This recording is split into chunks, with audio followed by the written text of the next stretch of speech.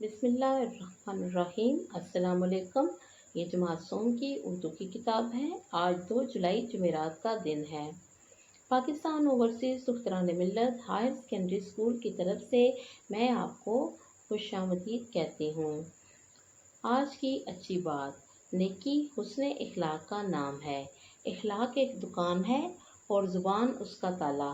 تالا کھلتا ہے تو پتہ چلتا ہے کہ دکان سونے کی ہے یا کوئلے کی۔ دلوں میں اترنے کے لیے سیڑھیوں کی نہیں بلکہ اچھے اخلاق کی ضرورت ہوتی ہے، اس لیے آپ بھی اپنا اخلاق بہتر بنائیں۔ شیخ سعدی رحمۃ اللہ علیہ نے فرمایا، اپنے اخلاق کو پھول جیسا بنا لو اور کچھ نہیں تو پاس بیٹھنے والا خوشبو تو حاصل کرے۔ شیخ سعدی رحمۃ اللہ علیہ کا زندگی کو دیکھنے کا طریقہ بہت مختلف تھا۔ وہ لوگوں کے رویے کی پرکھ کرنے کا ہنر جانتے تھے۔ ان کی کتابوں گلستان اور بوستان میں لوگوں کے رویوں کو قصے اور کہانیوں میں بیان کیا گیا ہے۔ ان میں ہمارے لیے بہت سے اخلاقی اسباق ہیں جن سے ہر عمر کے لوگ فائدہ اٹھا سکتے ہیں۔ شیخ سعدی رحمۃ اللہ علیہ نے فرمایا، اس سے تو خاموشی بہتر ہے کہ کسی کو دل کی بات کہہ کر پھر اسے کہا جائے کہ کسی کو نہ کہنا۔ آج ہم سبق نمبر 18 عنوان حکایات سعدی صفحہ نمبر 114 کی پڑھائی کریں گے۔ اس سے پہلے ہم نے صفحہ نمبر 112 اور 113 کی پڑھائی کی تھی۔ سب سے پہلے ہم اس کے اہم الفاظ پڑھیں گے، آپ بھی میرے ساتھ دہرائیے گا۔ سب سے پہلا لفظ ہے مشاہدات۔ مشاہدات یعنی دیکھنا۔ دوسرا لفظ ہے خزانچی۔ خزانچی یعنی خزانے کا نگران۔ تیسرا لفظ ہے میراث۔ میراث وہ جائیداد جو مرنے کے بعد اس کے وارثوں کو دی جاتی ہے۔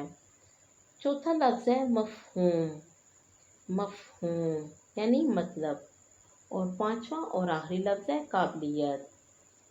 آئیں اب ہم اس سبق کی پڑھائی کا آغاز کرتے ہیں۔ سب سے پہلے ہم حسد اور چغلی کے بارے میں پڑھیں گے۔ آپ اپنے ہاتھ میں ایک کچی پینسل رکھیے اور نئے الفاظ کو خط کشید کرتے جائیں۔ شیخ سعدی رحمۃ اللہ علیہ فرماتے ہیں کہ مدرسے میں تعلیم حاصل کرنے کے دوران میں میرا وظیفہ لگا ہوا تھا۔ وظیفہ وہ رقم جو طالب علم کو مدد کے لیے دی جاتی ہے، اسے خط کشید کریں۔ پڑھنے کے علاوہ اور کوئی کام نہ تھا، اس لیے خوب محنت کی اور حدیث پر عبور حاصل کر لیا۔ حدیث کو خط کشید کریں۔ حدیث وہ باتیں جو نبی صلی اللہ علیہ وآلہ وسلم نے بیان فرمائیں۔ اب حدیث کا مفہوم بیان کرتا تو سننے والے بہت تعریف کرتے۔ میری اس قابلیت سے ایک ساتھی طالب علم حسد کرنے لگا۔ میں نے اپنے استاد محترم سے اس کی شکایت کی۔ شکایت کو خط کشید کریں۔ تو استاد صاحب غصے میں آ گئے اور فرمایا، تو عجیب آدمی ہے کہ تجھے اس کا حسد تو پسند نہ آیا اور میرے سامنے اس کی غیبت کرنا اچھا لگا ہے۔ غیبت کو خط کشید کریں۔ غیبت کا مطلب ہوتا ہے کسی کے پیٹھ پیچھے اس کی برائی کرنا۔ اگر وہ حسد کر کے دوزخ میں جائے گا تو بھی غیبت کی وجہ سے جہنم کا ایندھن بنے گا۔ جہنم کا ایندھن کو خط کشید کریں۔ اگلی حکایت ہے احسان کا بدلہ۔ ایک یتیم بچے کے پاؤں میں کانٹا چبھ گیا۔ کانٹا چبھ گیا کو خط کشید کریں۔ وہ درد کی شدت سے کرا رہا تھا۔ درد کی شدت سے کرا رہا تھا کو خط کشید کریں۔ اس کا مطلب ہے درد زیادہ ہونے کی وجہ سے رونا۔ ایک امیر گھڑ سوار کا ادھر سے گزر ہوا۔ گھڑ سوار کو خط کشید کریں۔ اس کا مطلب ہے گھوڑے پر سوار آدمی۔ یتیم کو تکلیف میں دیکھ کر اسے ترس آیا۔ یتیم کو خط کشید کریں۔ یتیم وہ شخص جس کے والدین فوت ہو چکے ہوں۔ وہ گھوڑے سے اترا اور اس کے پاؤں سے کانٹا نکال دیا۔ یتیم کو سکون محسوس ہوا۔ گھڑ سوار نے اسے گھوڑے پر بٹھایا اور اس کے گھر چھوڑ دیا۔ چند دن بعد امیر آدمی کا انتقال ہو گیا۔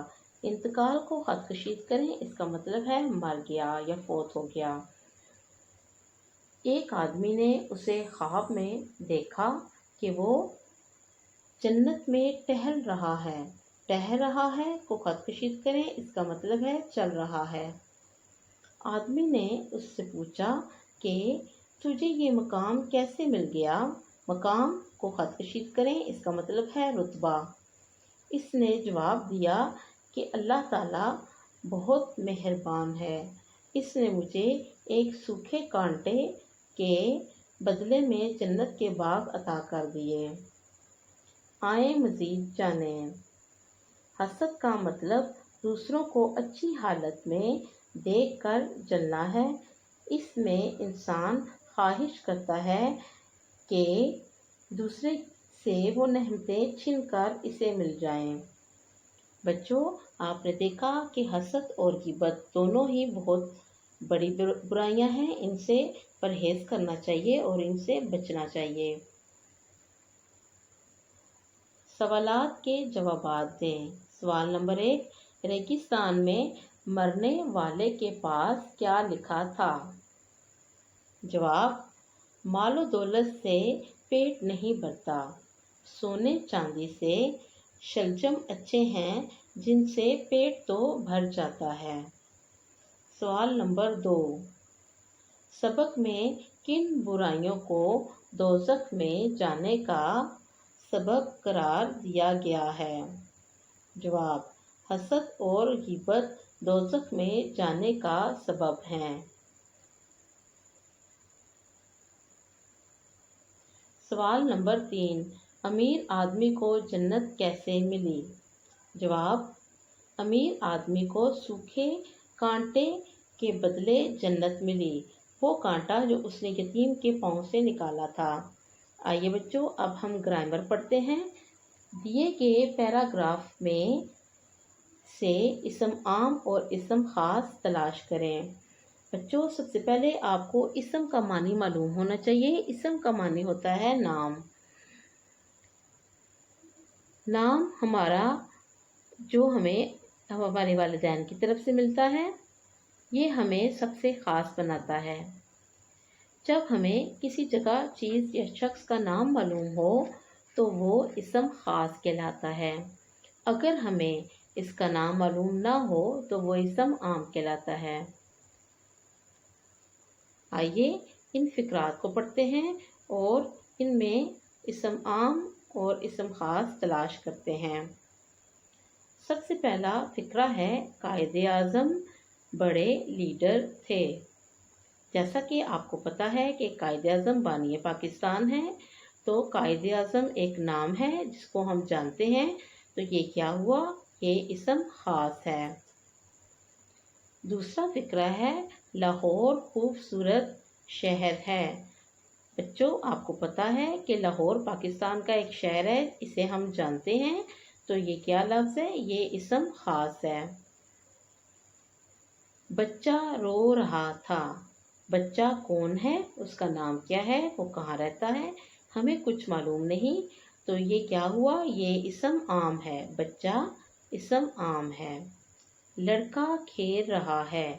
لڑکا کون ہے؟ اس کا نام کیا ہے؟ ہمیں معلوم نہیں، تو لڑکا کیا ہوا؟ اسم عام۔ گلی تنگ ہے۔ گلی کون سی ہے؟ کہاں واقع ہے؟ ہمیں معلوم نہیں، تو گلی کیا ہوئی؟ اسم عام۔ بچوں، اب ہماری آج کی ڈائری کا وقت ہو چکا ہے۔ ہماری آج کی ڈائری ہے، سبق حکایات سعدی کی پڑھائی کریں، سوالات کے جوابات اسم عام اور اسم خاص چھٹیوں کے کام کے رجسٹر پر لکھیں۔ میں امید کرتی ہوں کہ آج آپ کو اس سبق کی اچھی طرح سے سمجھ آ چکی ہوگی اور اسم عام اور اسم خاص بھی آپ کو اچھی طرح سمجھ آ چکا ہوگا۔ اب میں آپ سے اجازت چاہوں گی۔ اللہ حافظ۔